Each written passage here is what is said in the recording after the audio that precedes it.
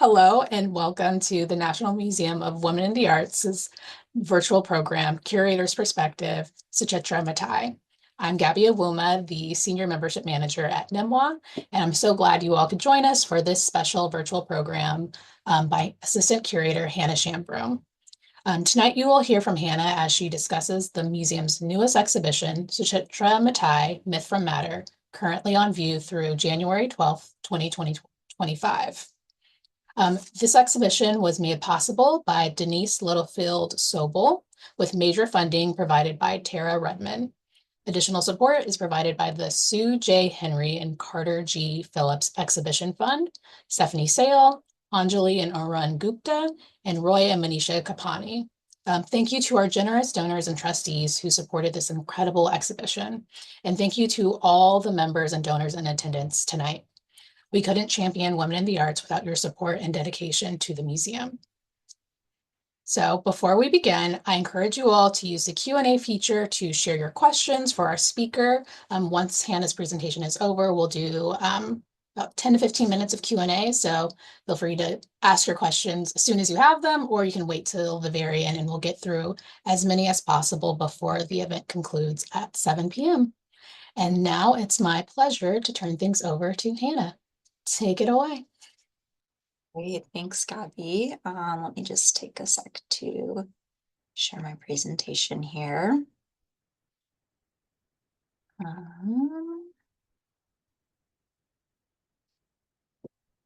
So as Gabby mentioned, my name is Hannah Shambroom. I am the assistant curator here at NIMWA, and I was the curator for this exhibition, Suchitra Mattai, Myth from Matter.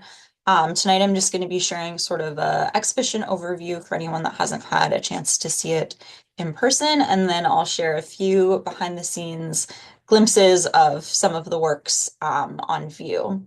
As Gabby mentioned, the exhibition's on view until January 12th, so hopefully some of you will have the opportunity to see it in person, but if not, I hope this gives you a little bit of a taste of what the exhibition is about. It is a solo presentation of work by Suchitra Mattai, complemented with a selection of historical objects that are on loan from some neighboring institutions here in DC. We have paintings, sculptures, and prints on loan from the National Gallery of Art, the Smithsonian American Art Museum, the Hirshhorn, and the National Museum of Asian Art. In this presentation, I'm mostly just going to focus on Mattai's work, but you'll see glimpses here and there as I show some installation images of some of these historical objects. And within the context of the exhibition, they're really meant to show some of the artistic traditions and themes that have both inspired and provoked Mattai's own practice. To give a little bit of background on the artist herself, Mattai is a multidisciplinary artist who primarily is known for working with fiber materials. She creates large-scale woven tapestries. She works with some found textile materials, but she also creates sculptures, painted works, and collages. So I'll show a little sprinkling of all of those types of works.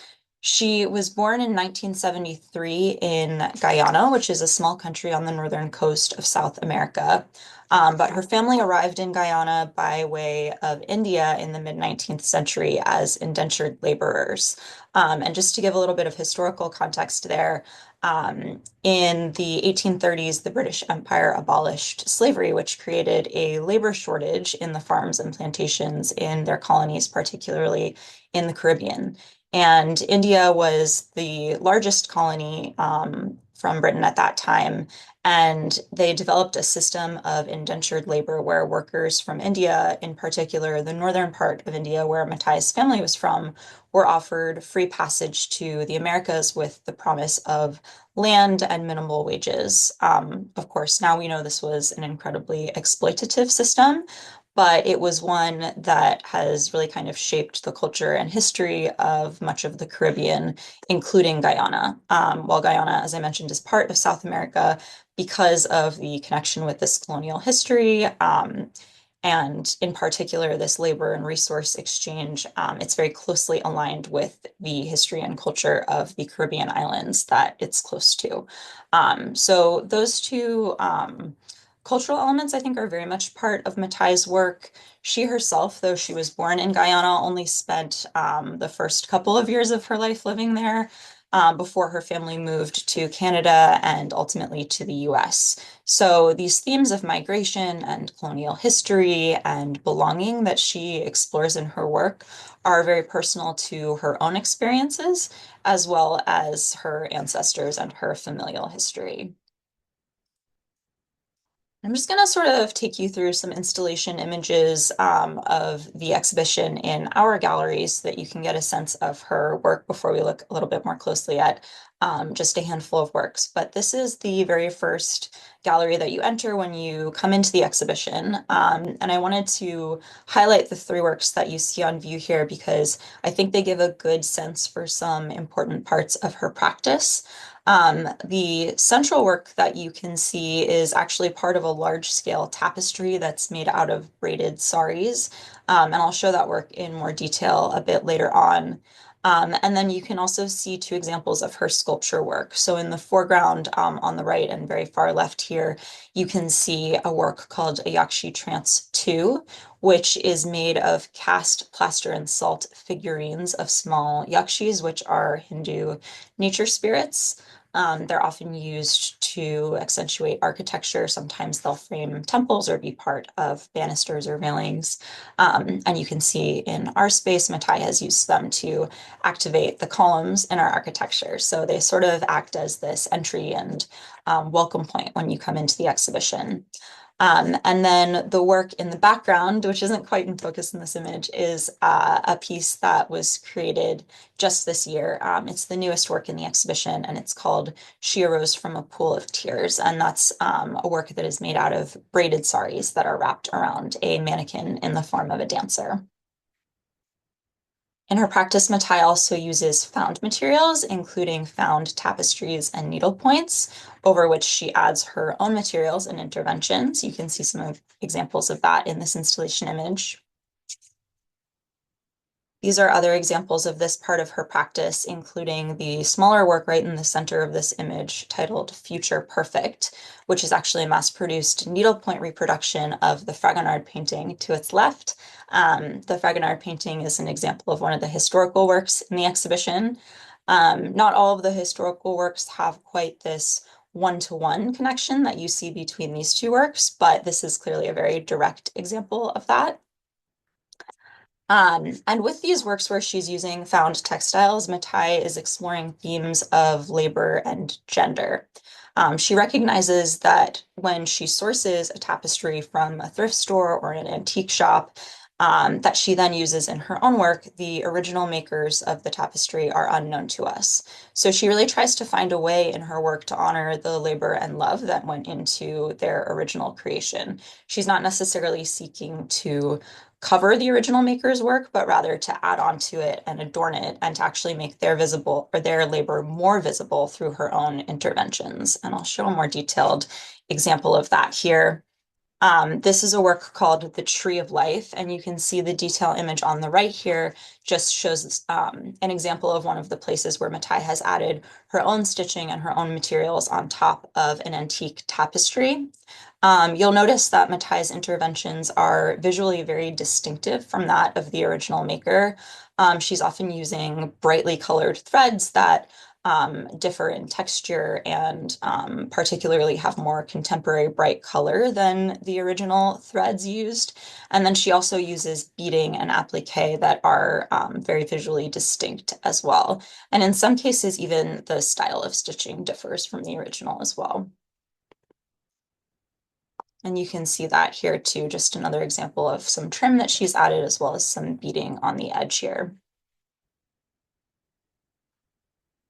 These are two other examples where she has used this same practice of finding vintage and antique tapestries and adding onto them. But I just wanted to show this sort of wider view so that you can see an idea of how the pieces interact with each other in our galleries. This is a detail of the center work from the previous slide, a work titled As We Know It, As We Dream It, as well as a detail on the right here. I mentioned that in many places Mattai's stitching differs even from the stitching in the original tapestry, and I think you can see that in this detail image here. One of the places that Mattai has intervened in this work, in addition to adding this sort of headdress over the central female figure here, is that she has actually stitched over the figure's skin and hair using darker colored threads. And this is part of a practice that she calls brown reclamation, where she's changing the race of the figures in these original tapestries. Many of them are depicting pastoral scenes or scenes of European life, scenes of colonial life. This particular example here is a iteration of another Fragonard painting, which is known as the Swing. It's not a direct replica, but it's clearly inspired by the painting. And in this, she has again changed the race of the figures. Many of the themes of these tapestries, being more scenes of pastoral life, deal with scenes of leisure. And as I mentioned, she's very interested in investigating the idea of labor, which includes both the labor of making and creating and the sewing of the original textiles that she's using, but also broader themes of labor, thinking again to her family's history of indentured labor in the Caribbean, and ideas of who labors and who is allowed leisure. So by changing the central figures here, she's really kind of recentering history and recentering the story and bringing to light the history of people whose stories are often left out of what we come to know of history. This also shows some examples of her work with collage. Um, as with some of her textile works, in these collaged works, she combines old and new materials. She uses some very contemporary materials relating to her family. In two of these works, she has cut up pieces of her cousin's wedding invitation to include them, combined with much older sourced works. So she's also using pages of vintage books, antique books. In some instances, she's cutting out pages from old newspapers. So she's really kind of combining sources and layering materials here. And I think you'll notice in a lot of her works, while she deals with broader themes of history, ideas of belonging, ideas of diaspora, so much of her work is very personal to her and it's very personal to her family's history. So she's including even these very personal materials. As I mentioned, these works, some of these works include clippings from her cousin's wedding invitation, but other works in the exhibition include saris that were worn and passed down by her mother or other family members. So while she's exploring broader themes, much of it is coming from a place of also exploring herself and her own identity and her family's identity as well. She also, in some instances, is using found paintings. And I'll circle back to these in a moment just to look at actually this one on the left a little bit more closely. But with many of these works, she, in finding these vintage materials, is then adapting them. In some cases, she's reframing them. The work on the left actually has a double frame because the original found painting that she had sourced was already framed. So she's finding these sort of new ways to use old materials. And then the work on the right in this instance is also made out of saris. It's one of her larger scale works, and I'll show some examples of those ones as well. But I think these installation images will hopefully give just a little bit of a sense of the different types of materials that she works with, and the different ways that she uses and sources materials. As far as the way that she creates works, she learned to sew from her grandparents. Both of her grandparents, while not professional seamstresses, did sew their own clothing. And so she learned some traditional techniques from them. She developed some own techniques herself, but she learned weaving embroidery, needlepoint, cross-stitching, and all variety of techniques that she then adapted for the materials that she was choosing to use. Um, I also want to note that when she started her career, she was really focused on painting. And again, I'll kind of circle back more to that when I discuss the work that's on the left in this image. But she began as a painter and then kind of adapted her practice to focus more on textile works. But I think a lot of the framework that she used in her education with painting, I think you can see reflected in some of her textile works as well. This is one of the largest works in the exhibition, and it's titled A Cosmic Awakening. And it's the work that is on a very large wall, kind of right when you enter the exhibition. I can show another glimpse of it here. This is how it looks installed in our space. Um, but I think probably one of the top questions that I find people asking as they move through the exhibition are how these very large scale works are made and how they're installed. So I wanted to give a little bit of a behind the scenes look at that. But before we look at how it was created and made in our space, I just wanted to show this installation image that we received from her gallery because it's a little more frontal and I think easier to see the work in one go than it was to capture in our space. But this work is about 24 feet across, so it's quite large. It can be adapted depending on the space that it's in. You'll see when I show again the slide of it in our space that some of the draping is a little bit more pronounced in order to fit the wall that we had. But it is really quite a large work and it does take up this entire central wall here. And then I just wanted to show some details here. You can see from here, it's kind of made of these, warm tones and then some cool tones in the center of blues and grays. Um, these are some close-ups, and you can see there's actually quite a bit of variance in the tones of the materials that she's using that aren't quite as visible from the wider viewpoint. But you can see here just the distinction between material. And this work, as well as several of the other woven works in the exhibition, is made out of saris. As I mentioned, some of the saris are passed down to her from her family. In certain works, she'll isolate a single sari and include that as a material on its own. But in these works, she's using hundreds of saris combined together to create these tapestries. If they're not passed down to her from her family, some of them are sourced from friends. Some of them are sourced from strangers, but they're all saris that have been worn and used before being passed along to her. Her mother actually lives in Edison, New Jersey, in an area where there's a very large South Asian population. And so she gathers all of these saris from friends and from family members and passes them along to Mattai. So she said her entire studio and her entire apartment are just filled with boxes and boxes. And she has them in every color and every pattern imaginable. And so, when she's creating these works, she can really kind of sort through and see which materials are speaking to her in that moment. Um, but I think the way that the saris are worn and reused and then repurposed for her, it really kind of brings this human presence into what you can see as an otherwise pretty abstract work of art. And then also physically, it's uniting the presence of hundreds of women who are connected to South Asian diasporas.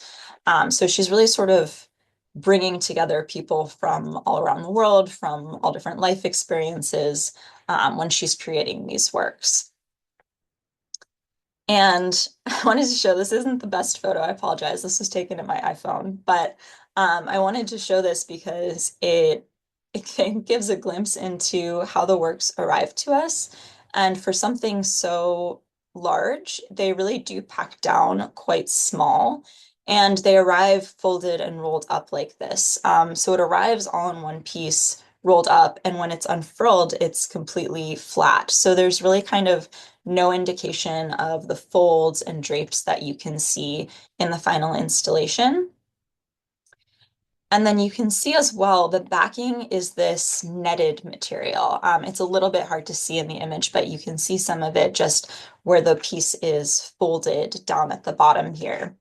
And this is part of a system that Mattai developed in order to create these works. It's a very different process than traditional weaving on a loom. And I just want to go back to the detail because I think you can sort of flip between seeing what looks like this netted, gridded back and then the result in the actual front of the work. It looks very different, but by developing this process and figuring out a system of creating this backing and this netting that forms a grid, it has allowed Mattai to work on a much, much larger scale and to work more intuitively with color and form than she would be able to with a more traditional loom. And I think it's interesting that she approaches this process with a grid pattern as its base because the final result of the work, I think, appears very unstructured and it is very intuitive, her process. But there is sort of this structure to the back of it.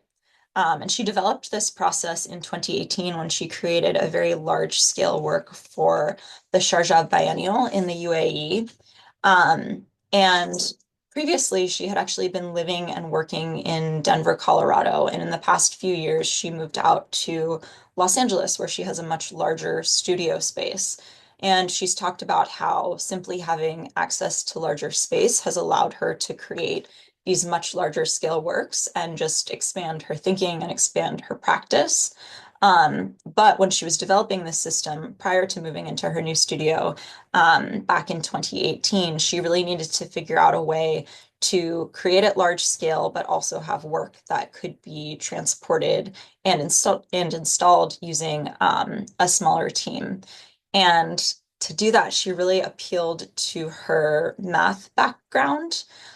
When she was first going to university, she pursued a degree in statistics. So she was not really focused on her artistic career at the time, but instead was pursuing a degree in this math-related field. And then as she was pursuing graduate studies, shifted her focus to the arts.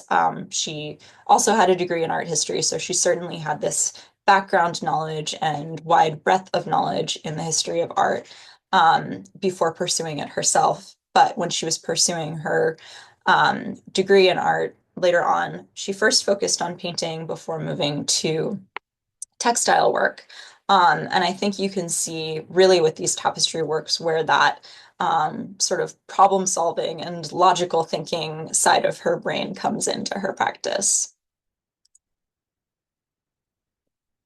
And this is just another view of the final installation of the work. I think when you look back to how it arrived to us, it's very hard to see how it then becomes this humongous 24-foot wide work on the wall. So I always think it's interesting to kind of get that little behind the scenes glimpse. The central work in this gallery here is another piece that's made with the same materials and processes. This one's called Through the Forest, Across the Sea, and Back Home Again. And this one, I think, really references these ideas of belonging, of home, of finding and making home, and finding and making community that deal with Mattai's personal and ancestral journeys with migration. Um, you can see the center work here. The top and the bottom have these very warm hues, these shades of pink and orange and yellow, which are colors that are very prevalent in both Indian and Caribbean cultures and art. Thematically and materially, so much of her work does have to do with her family's history coming from India to the Caribbean, and kind of the broader history surrounding that. But I think in terms of the color and style, you can really see the influence of the Caribbean in her work. She's described her style as Caribbean maximalism, referencing, I think, the warm environment and the bright and loud traditions like Carnival celebrations, and lots of other bright colors and warm hues that you can see here. And then in this work as well, you can see the center is this sort of ribbon of cooler toned hues, like blues and greens that reference the forests and seas that her family crossed to arrive in the Caribbean. The title, Through the Forest Across the Sea and Back Home Again, I think the ending of it, Back Home Again, can certainly reference the idea of, placemaking and finding home and finding a sense of belonging. But I think it can also reference, again, this history of indentured labor that very much impacted her family. One of the things that was offered within the system was after period of labor, workers could either receive land in Guyana or the Caribbean, wherever they had ended up, or receive free passage back to India. And one of Mattai's great great grandfathers, I believe, opted to return back to India, but arriving there found that the uh, social systems and poverty that he had experienced prior to moving to Guyana remained unchanged, and ultimately decided to move back to the Caribbean and settled there. So this idea of kind of going back home again and finding home, I think, is very present, and certainly is something that she's referencing in this work. But in terms of more the tactical side of how it's installed, this shows the work hanging in a different installation. I believe this was it as it was hung in her gallery. And you can see it actually doesn't have some of the three-dimensional folds and pleats that it does in our installation here.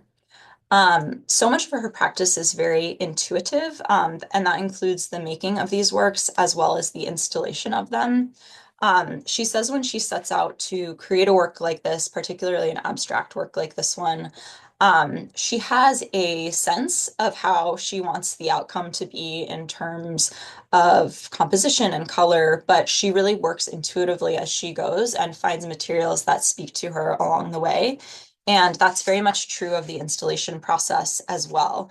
So I'm going to attempt to show a video that shows this work being installed. I have to switch here and show this video, which hopefully will work. Okay, let's see. So this shows the work being installed. And you can see this is our installation team working with Mattai and an assistant. They start on one side and work right to left, getting it up on the wall. And then this shows the process of creating some of these folds and pleats. And you can see they're creating them and then stepping back and sort of looking at it, deciding where else they need to be. And then show you again the final installation.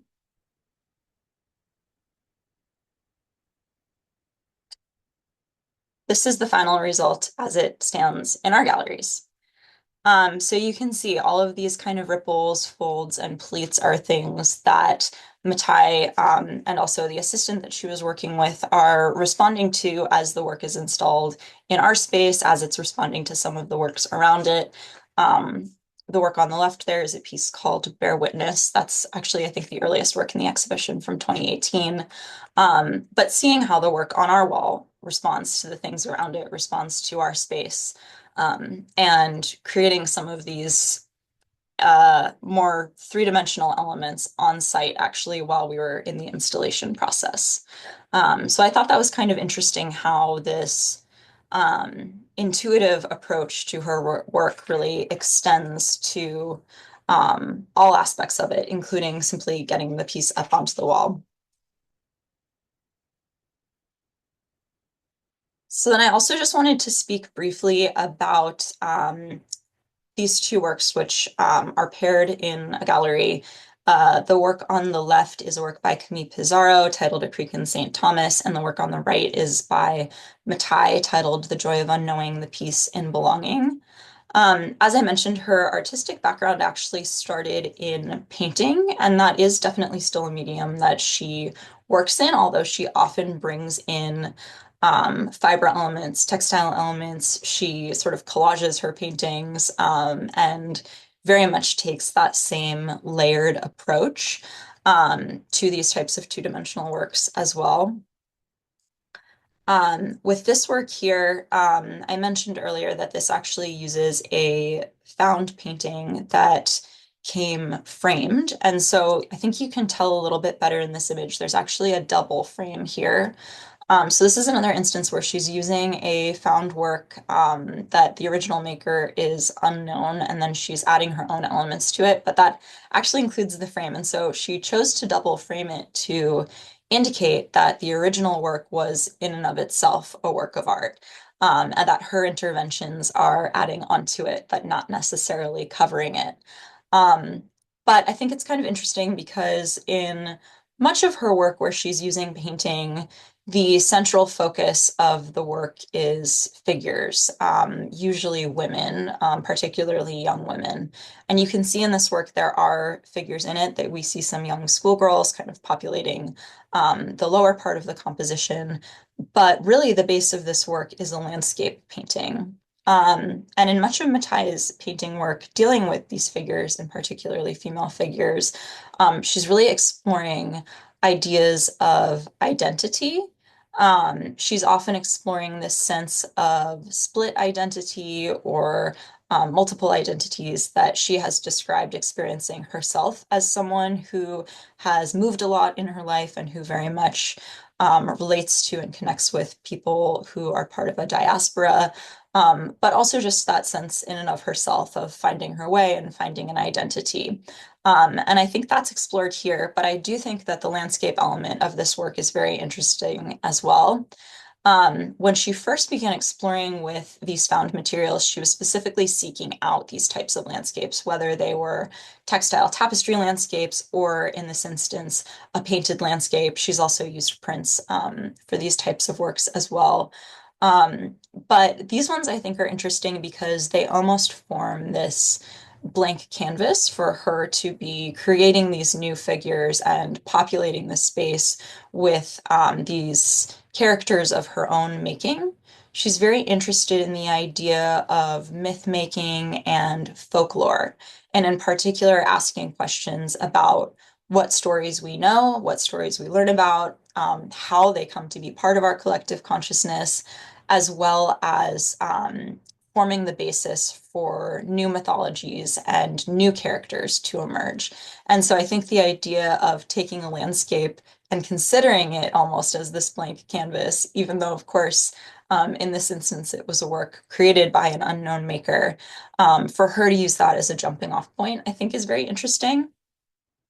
And then I want to show just the work that sits across from this piece in our galleries.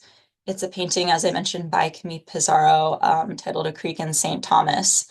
And I'm going to talk about a male artist for a few moments here, which is not my usual beat, but I think it's interesting to consider Pizarro in conversation with Mattai's work.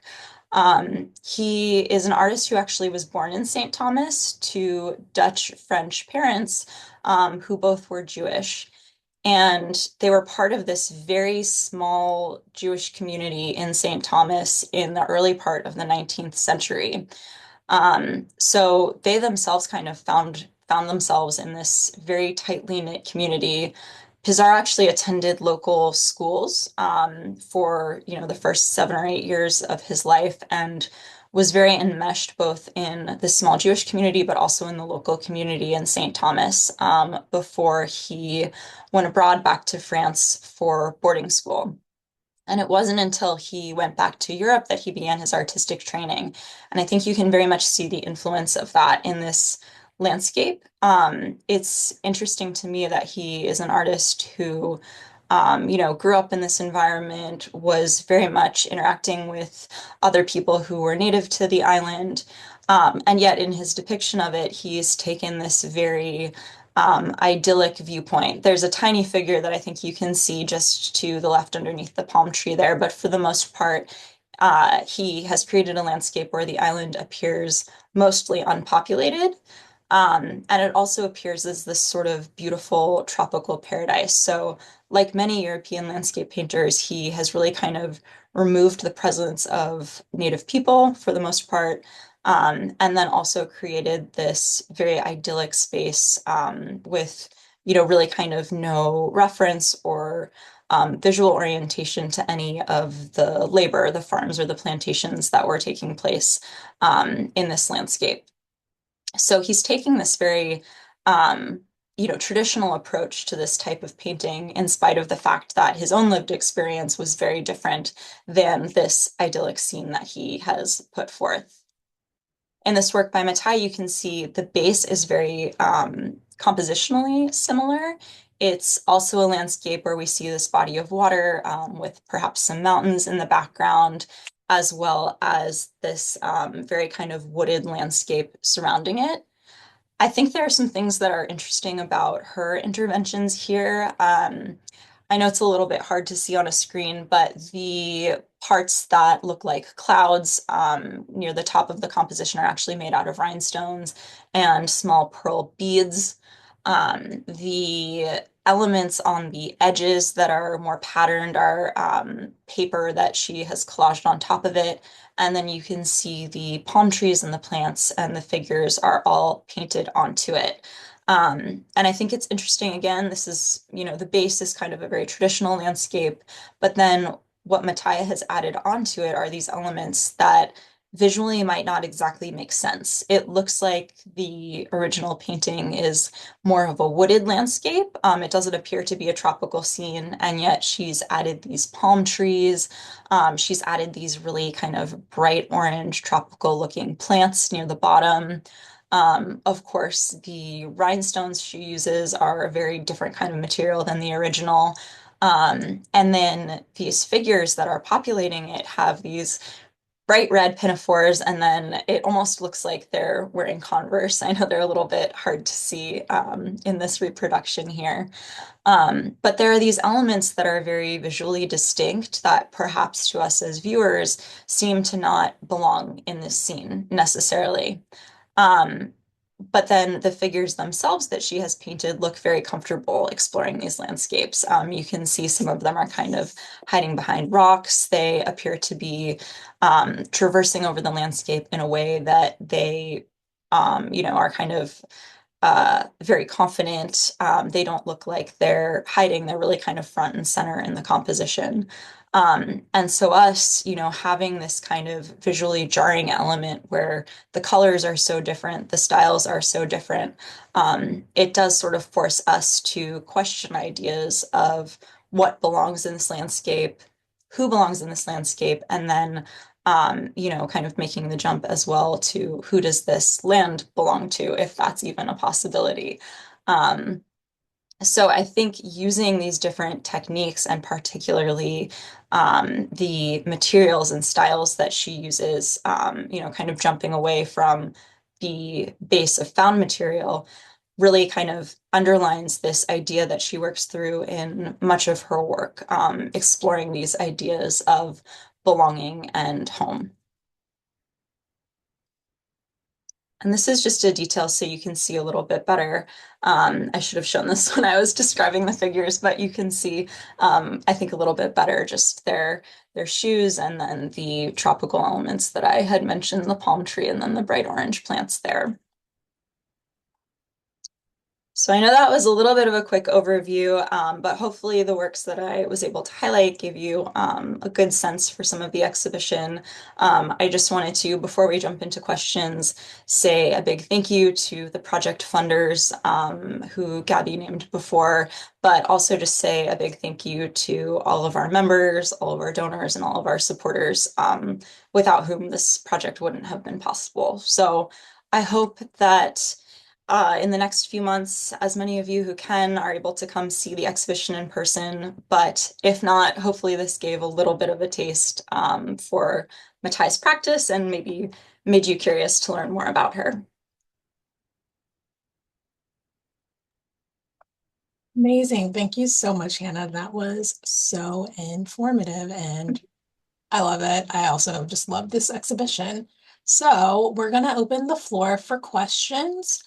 Feel free to drop whatever questions you have using the Q&A feature, and I will field them to Hannah as they come in. And so we get that ready. for you. All right, first question. How were the colors of the gallery walls chosen? There's a lot of jewel-like tones, so I Ah, also am curious about that too. that's such a fun question. I actually love that. Yeah, so that's usually part of the curation process when we're figuring out like the placement for all of the works, like where everything will go, how the works will speak to each other. That's when the wall color question usually comes in. And with this exhibition, I really wanted to use something that would be kind of like a rich jewel tone because I think that color is such an important part of Mattai's work. I obviously didn't want to, overshadow that, but I hoped to highlight it. And this was a color that I think we used, it might have been before the renovation. But anyway, I remembered really liking it.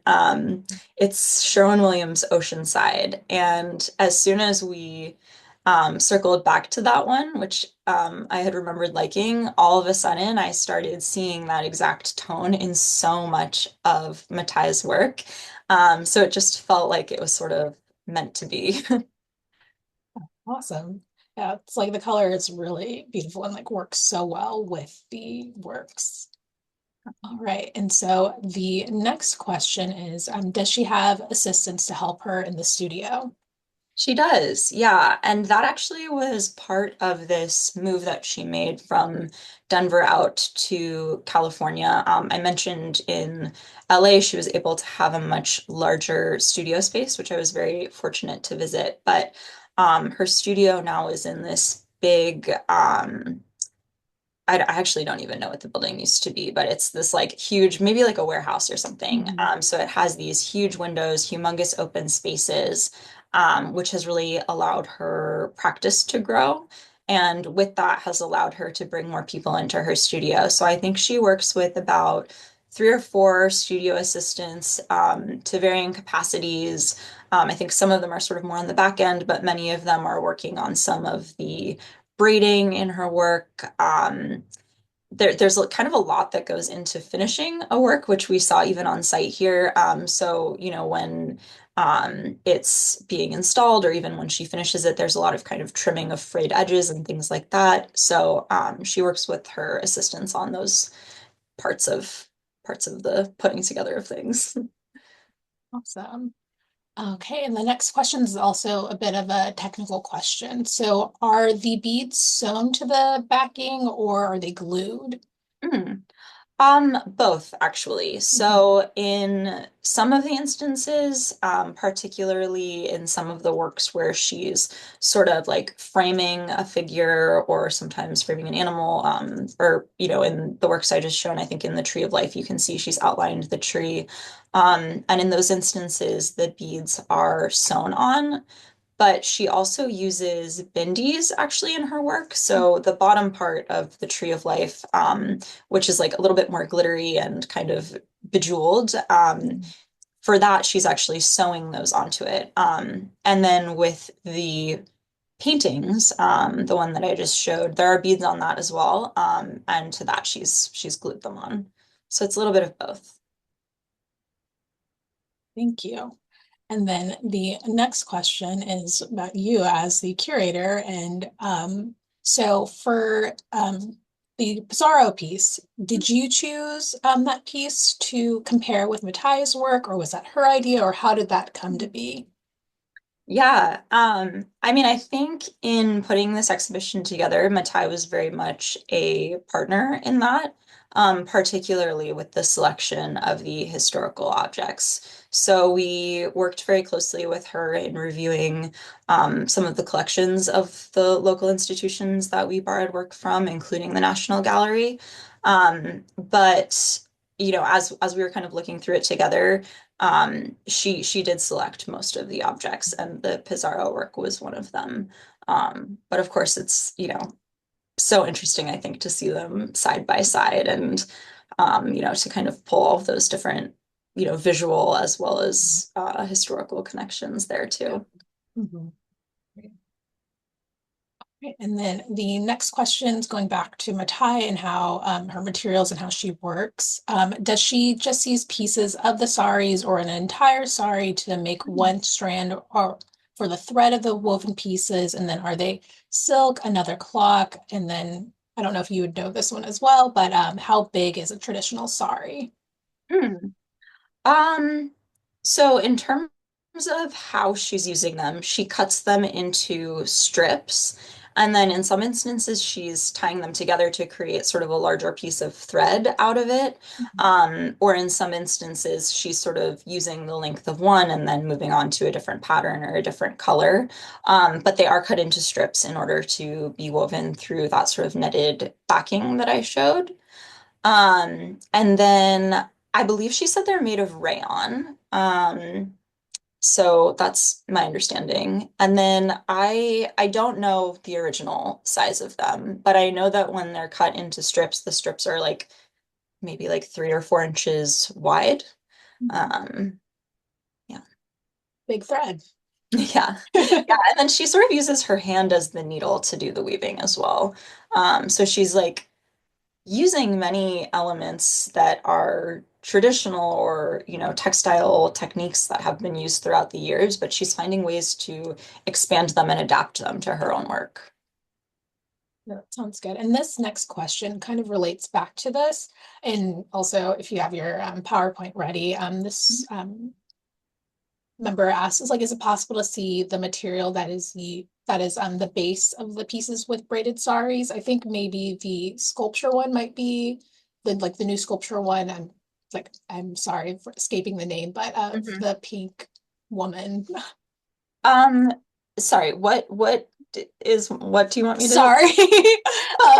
Ask the member asked if you could show the base of the pieces with the braided sari. I believe that's what they Oh, wanted like to see. the backing again? I think so. That I think the backing, yeah. I might be confusing this with the I other can show it. piece. The image Okay. is not very good. I'm sorry. It's because it's from my iPhone. It's not the best image. Um, but let's see if I can get to that one. Oh gosh. This PowerPoint is. So I think this is the backing that I was talking about Mm, that's sort of like almost gridded, but it's actually a net. It's sort of like a fishing net almost. I think that's how she had described it. So hopefully that's. if that's not what you were asking, feel free to let She. us know and we can readdress your question. And then the next question, it's about the installation. And so does Matai attend or is she there for all museum installations of her work? And then also for the woven pieces, are they fitted to the available space and do the folds change with each installation? So she was on site for our installation, specifically to work mostly just on the larger pieces.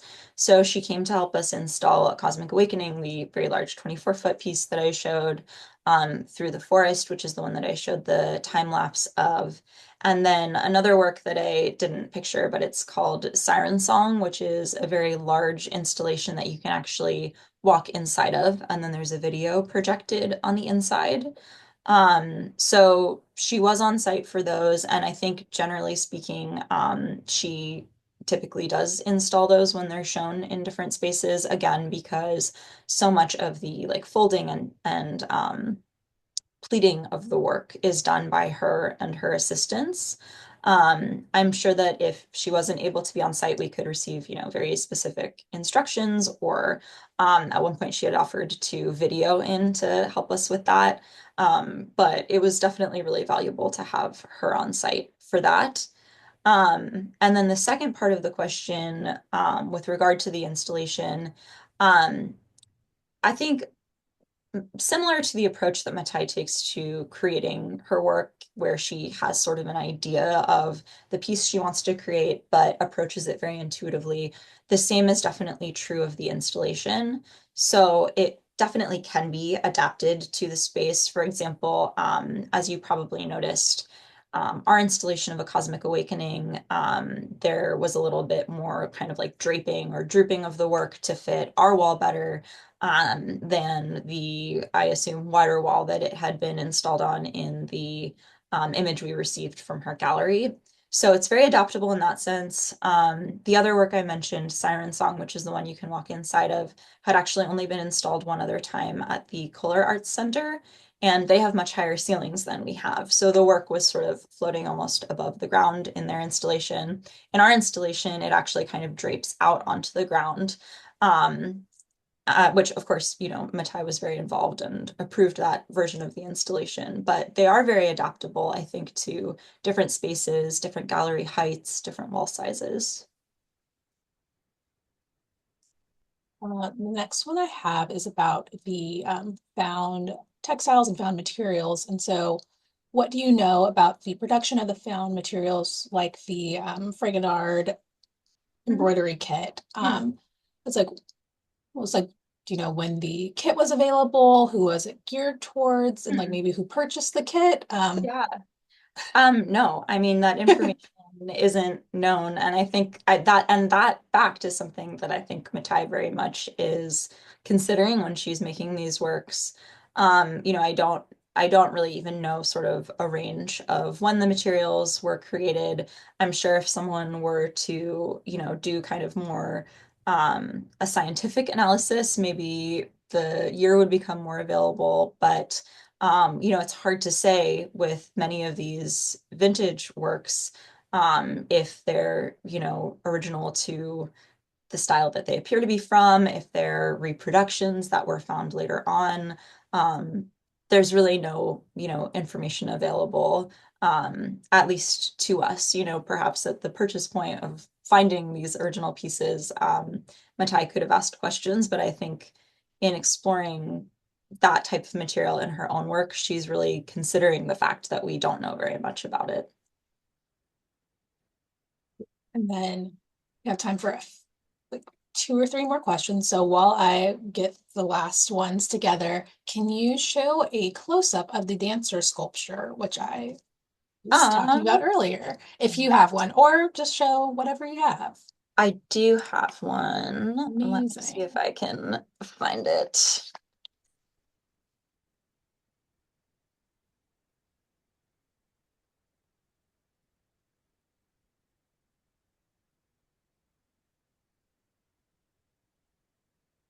That work was actually created just shortly before the exhibition opened. It's one of the newest works in the show. So we didn't receive any images of it beforehand, but luckily we just had installation photography completed. So we should have some images in our drive here.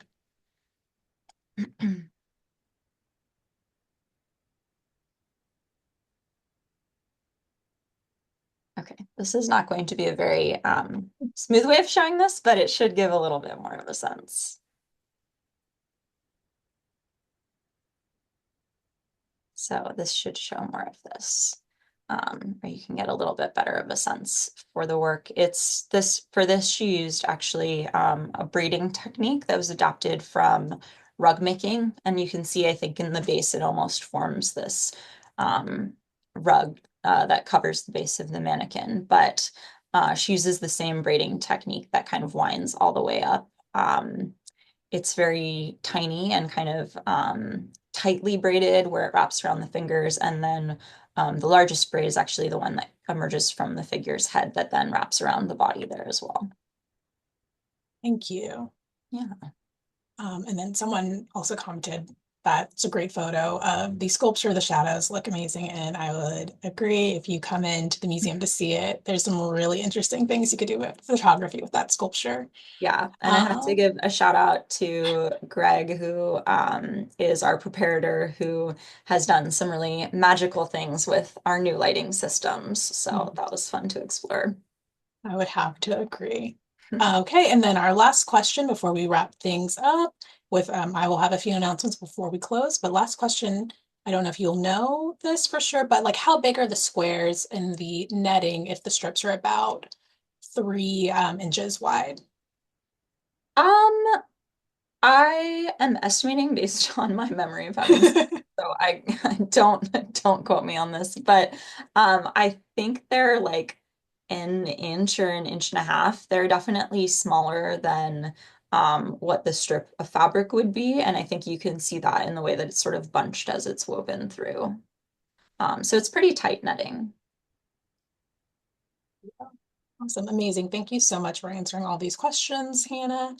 And next, I'll just go through a few just announcements and updates that would should be hopefully of interest to you all. So with Suchitra Mattai, Myth from Matter, we have a few more programs coming up.